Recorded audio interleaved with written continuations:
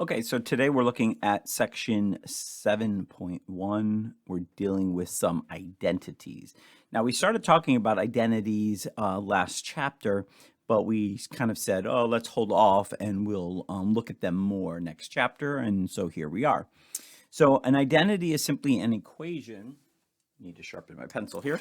An equation or an equation that is true no matter or that it's satisfied regardless of what value we put in for x or for whatever the variable is. So in this case, a, for example a, if I put anything I want, the same thing in for all the a's, if this side is always equal to this side, then this is an identity. And you can see that this indeed is an identity because if I if I foiled this side over on the left-hand side, I would get this indeed. So this is an identity. It doesn't matter what I put in for A, and A isn't restricted here. So like, if the variable was in the denominator, we couldn't have a 0 in the denominator. We couldn't have an undefined function. But in this case, there is no restriction on what A can be put in. So long as I put the same A in all of its places, the left side will always equal the right side. Therefore,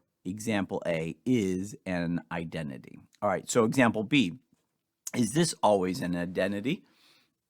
And you can kind of see that, yeah, this is only the left side is going to be equal to the right side only for certain values of x. And, we could solve this and find what it is, but in all we really care about in this case is that, no, x can't take on any value. X will only be able to be a particular value in order for the left side to be equal to the right side. So this is not an identity, no, okay? This one here, the sine of negative x, is that equal to the negative sine of x? Well, yeah, that sounds a lot like an odd function, and we know that the sine is an odd function. So yes, in this case, this is an identity. Oh, yeah, I guess this one was too. Let's go back and put a yes there. All right, the inverse sine, I'm sorry, not the inverse sine, the sine squared equals sine squared theta is equal to 1/4. Well, will this be true for any angle I put in here? No, this is only going to be equal for certain values, maybe more than one value, but certainly not any value. So this is not an identity. This is a no. And you can see this one, if we do a little factoring on this side or distributing on this side, you can see, yeah, these are equal expressions, so they make up an identity. I can put any value of x in I want, pick one, plug it in, pick it, plug it in here. As long as the x's are the same, those two expressions will be equal to each other. So this is, yes, an identity. Okay, so that's kind of what we're talking about here in the way of identities. And so the first identity that we want to talk about is even versus odd. So we already talked about how sine is an odd function. We mentioned this, I think, in the last chapter. So that means the sine of negative x will be the same as negative sine of x. So if we can look at looking at this over here, so if instead of going positive, some angle positive theta, I went negative theta, clearly the sine, if we think about this being on the unit circle, sine is equal to the y. So if I put a negative theta in, I would get a negative y out, right? So my y would be negative. So it makes sense that it's the negative of what I would get up at the top. So y versus negative y. Cosine, again, if I put in a theta versus a negative theta, so if I put a negative angle, so if I put in the negative angle, my x does my output, which is my x values, because cosine is equal to the x value. Not this x value. It really probably better if we thought of this as a theta here, right? Theta is the input for a cosine. So if I put the negative of that angle in, cosine on a unit circle is just equal to x. And so that is the same. So that would just be cosine of x. That is an even function, all right? And so these will work the same as their inverses, right? We know the cosecant is r or 1 over y or r over y. And so, yes, this works just the same. So this will be the inverse, the negative cosecant of x. This will be just secant of x. So cosecant is odd, secant is even, just like cosine was. All right, and then tangent kind of makes sense because tangent is y over x. So one's the opposite, one's not. So this will itself be the opposite. So this is odd as well. This is tan x. Okay. So in other words, it's the ratio of y over x. So the negative tangent of negative x, that's the negative angle here, that's going to be negative y over x. So that is definitely the negative. And so tangent is also an odd function. Cotangent follows suit. It is also an odd function. Okay. We don't use those a whole lot, but for example, if you come across a cosine of a negative angle, I could just get rid of that and write cosine of x, or cosine of that angle. Okay, reciprocals. So we talked about these in previous chapters. So the sine is just 1 over cosecant. Cosecant is 1 over sine. So wherever I see a sine, I could replace it with 1 over cosecant. If I see 1 over cosecant, I could replace it with sine, and vice versa. And so all of these work the same way. Okay. Tangent, remember the tangent is y over x. So if we think about being on the unit circle, y is the same thing as sine, x is the same thing as cosine. So it kind of makes sense that the tangent will be equal to the ratio of sine theta over cosine theta. And then the cotangent, which is just a reciprocal, well, that makes sense that it would be cosine x over sine y. Okay. And then what we call the Pythagorean identities, that's the sine squared of an angle, sine of an angle squared. We say sine squared theta, but it's really the sine of the angle is then going to be squared. But remember, we don't want to say sine theta squared because that looks like we're squaring the angle. And we're lazy and we don't want to have to write this every time. So it's really the ratio that comes out of sine theta. That ratio is being squared. So, but to shortcut, we say sine squared theta. It really means take that ratio and we square it. Okay. So sine squared theta plus cosine squared theta is 1. That's like saying on the unit circle, y squared plus x squared is equal to r squared, which on the unit circle is 1. Okay. And then these are just other versions of that using some other angles, using some other, other trig ratios, trig functions. So tangent squared theta plus 1 will be equal to secant squared theta. And 1 plus cotangent squared theta is equal to cosecant squared theta. And those are very useful. It really cuts down. If we know these and you feel comfortable using these, this will really cut down. Most of the time, everyone seems to remember this one, but they seem to forget these. You could survive without them, but it does make a lot of your problems easier if you have these at your fingertips ready to use. All right. So other alternative forms of the Pythagorean theorem. So we know this is true, but what if I want to move the sine squared to the other side? Then I might get something like cosine squared is equal to 1 minus sine squared. So this is really the same Pythagorean identity, just with a little algebra, right? You moved something to the other side. So if this is true, of course, we'll also be able to use this. So if I see a cosine squared somewhere, I could replace it with 1 minus sine squared. And then the same thing for like cotangent. For example, cotangent squared theta would be equal to what? Sine squared theta minus 1 if I move that 1 over to the other side. Okay.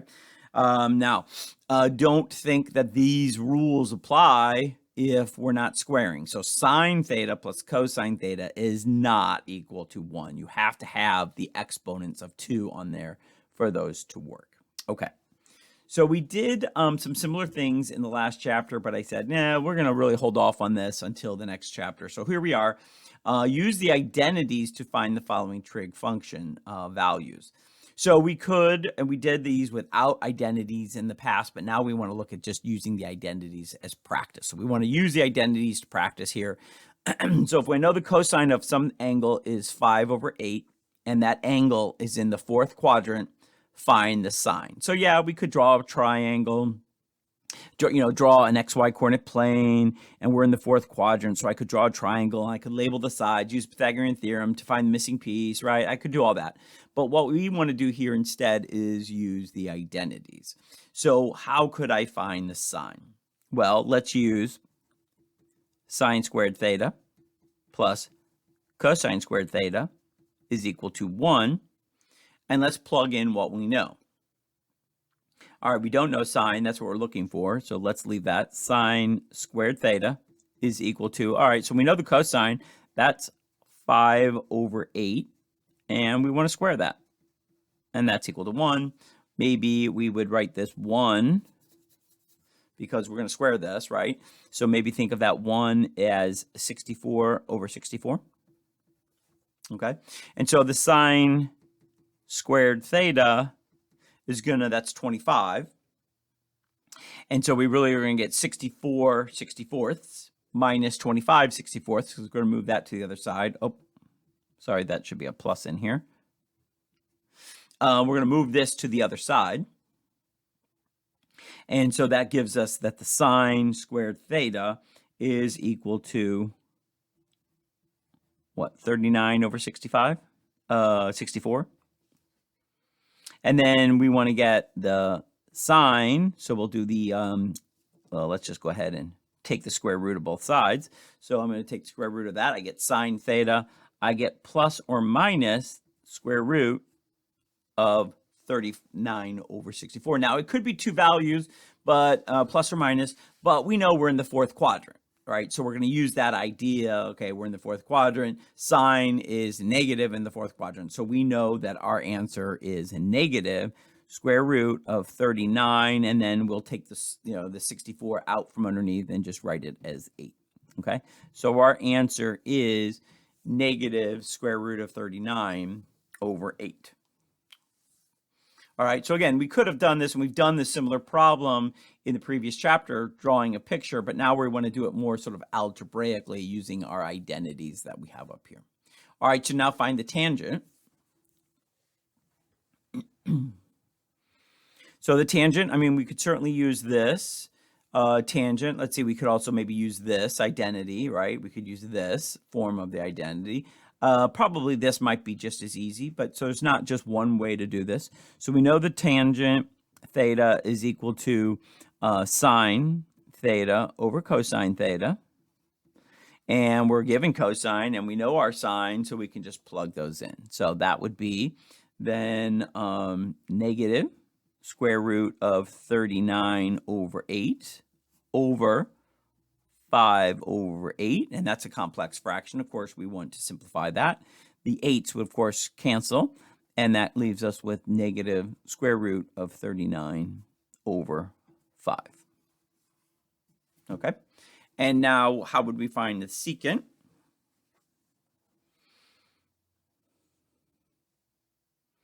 Well, I mean, really, the secant, the fastest way to do it is just to use this here, right? The secant is 1 over cosine.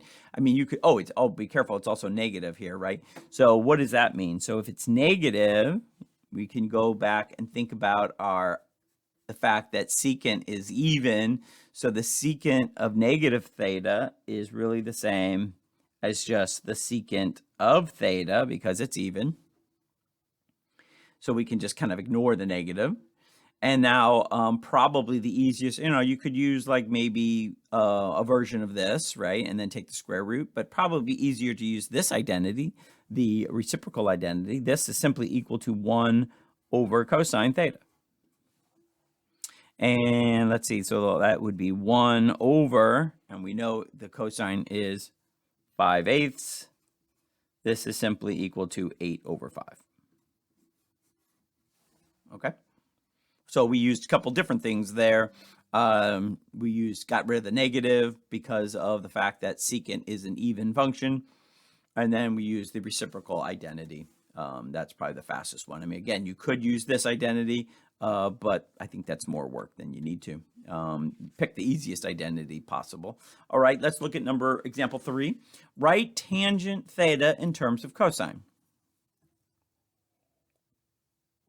So again, there's probably more than one way to do this, but let's use the simple quotient identity up here.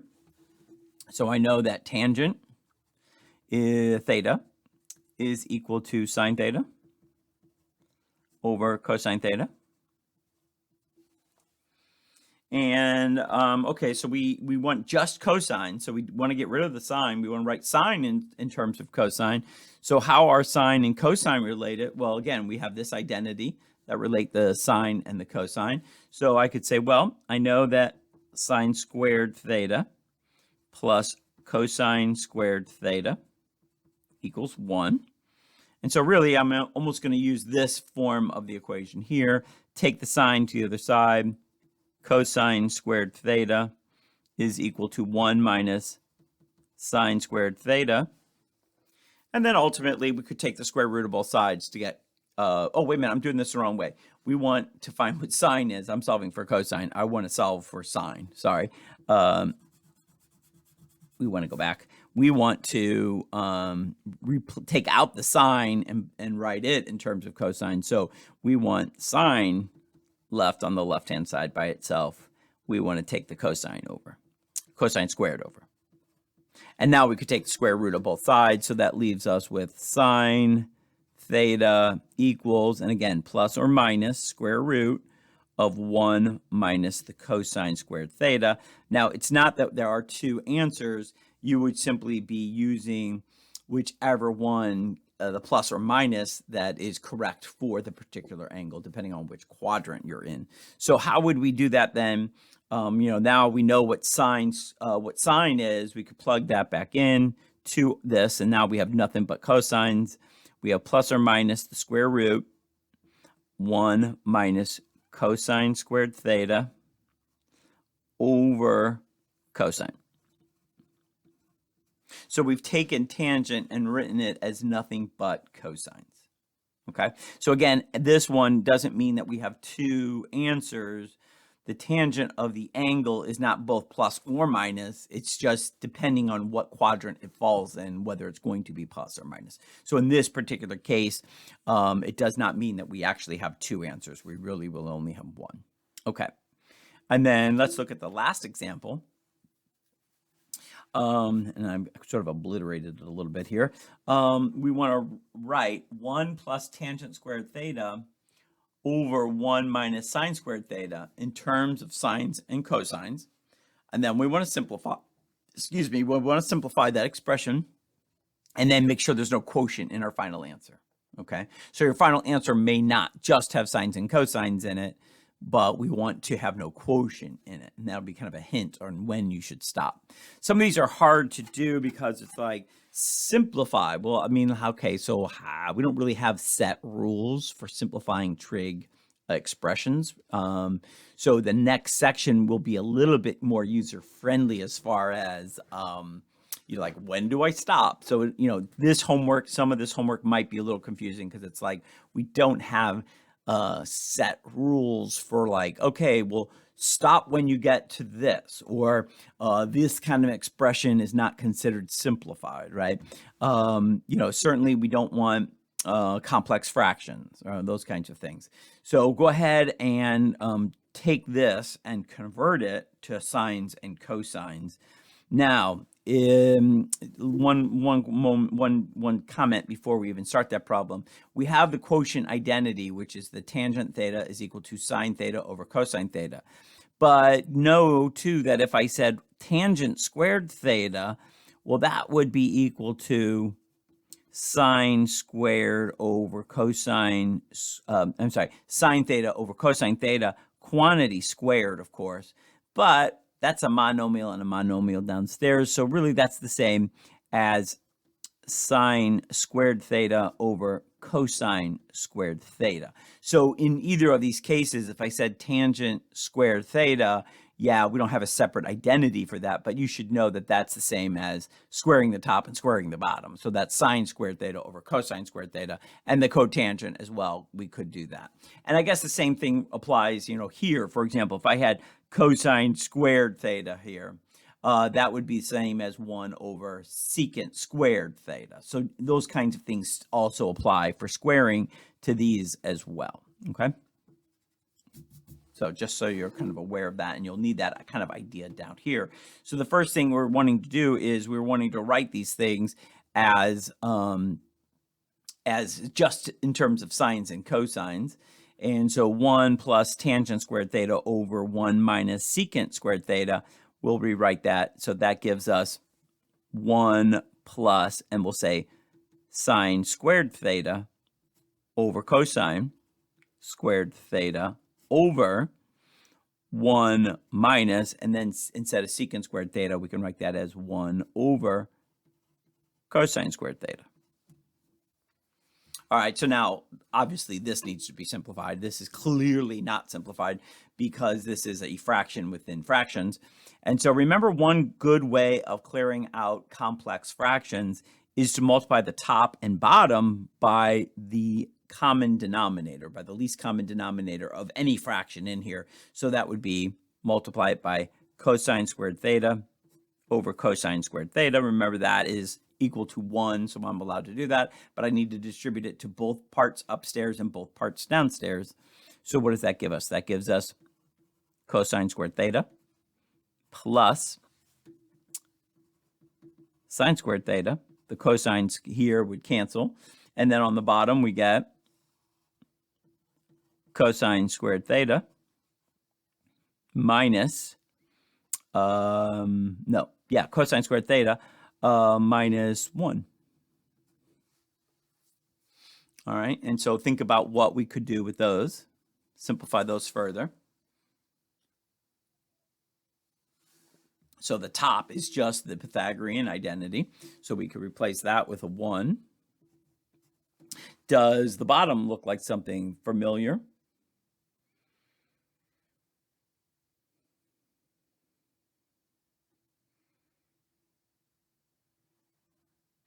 So if it's a little bit of a rearranging of this one, right? So think about, we have cosine squared theta plus sine squared theta equals 1. So how could we get that? Well, we could bring the 1 over this way and the sine over that way, and we'd get cosine squared minus 1 equals, and then negative sine squared. So this will be negative sine squared theta. All right. And then, that looks perfectly fine, except it also now says don't have a quotient. So that's clearly a quotient. How can we get rid of that?